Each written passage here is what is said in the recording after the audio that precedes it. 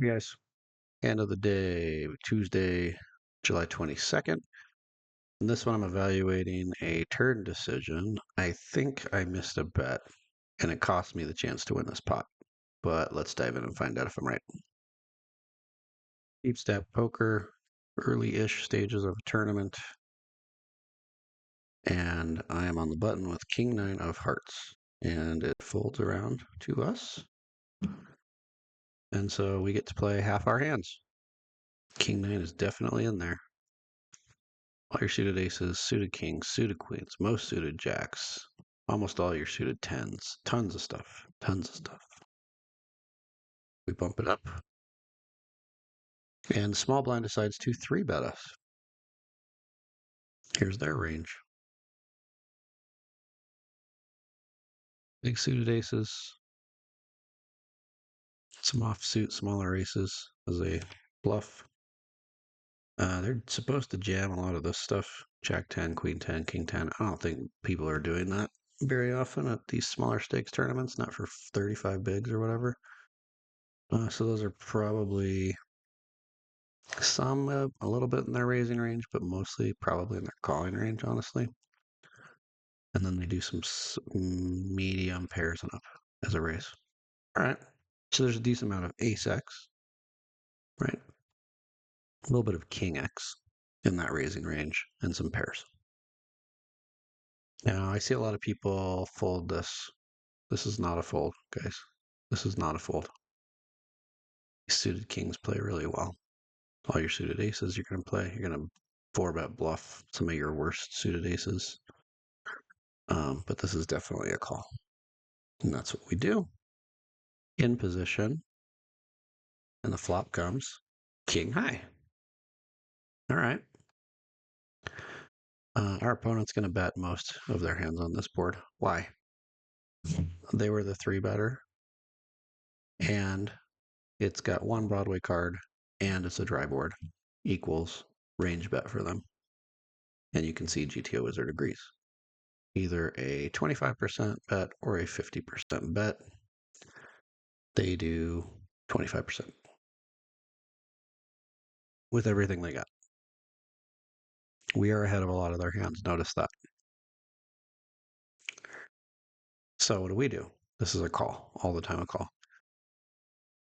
Why is this not a raise? Because you have a king with a terrible kicker, and they could have a king, and you would be in deep, deep trouble. So you just call. So far, so good. Almost like I know what I'm doing. Almost. And here comes the big question for me. 8 of diamonds comes off, which doesn't really change much, right? And now our opponent goes into check mode. Let's look at kings that they're checking. King 10 mostly betting. King 4 checks. King 4. I don't even know why they would have King 4. Yeah, I guess long story short is they're betting all their kings, right? And then they're checking when they don't have a king. So I did screw this up. I should be betting this now. And you can see it's a quarter pot bet pretty much all the time. You can check it, you can, but I think this cost me the hand, and here's why. I decided to check,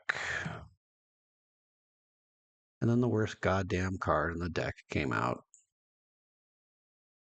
An ace. And now our opponent gets to do this. All in. I don't know if they're supposed to just go all in here. Looks like they can, but mostly like a third of the pot bet. Uh, all in with the set. All in with all their aces. Are there any bluffs that they're going all in with? No. Well, Queen 10. I don't think people are finding that bluff, though. I think they're giving up. Queen 9, another bluff. So I think this is as simple as was ahead on the turn, Didn't take advantage of it. Could have probably pushed our opponent out. Ace comes, they bet their ace, we lose. So obviously this is a fold right here. King 9, 90% fold. I guess King 9 of spades is calling because what? I don't know why, honestly. I'm going to tag this and ask my coach, why would King 9 be a call? King 9 of spades be a call, but every other version of it is a fold. I don't understand that. But we fold. We were stupid. We lose out on 29 big blind pot because we played a little too passively on the turn. So there's your lesson. Hopefully we don't do it next time. All right, let's stop there. See ya.